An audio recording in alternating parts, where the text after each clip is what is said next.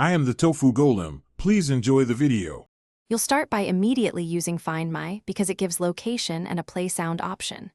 Open the Find My app or iCloud. Sign in with the same Apple ID and select your Airpods. If the map shows a recent location, head there. Otherwise, tap Play Sound to make a lost AirPod emit noise if it's within Bluetooth range. Once done, keep the device with you and watch signal changes. This helps you narrow down movement or whether someone picked them up. Now combine app feedback with systematic searching so you stop guessing.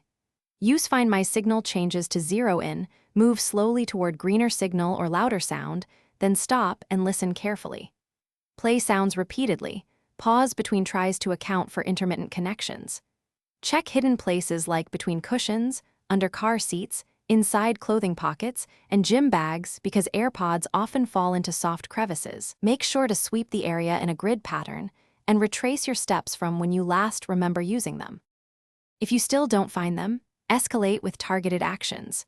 When Find My shows offline, note the last seen location and contact local lost and found or people at that place because AirPods don't always update. You can try third-party Bluetooth scanner apps to detect nearby signals or visit an Apple store with your serial number for guidance.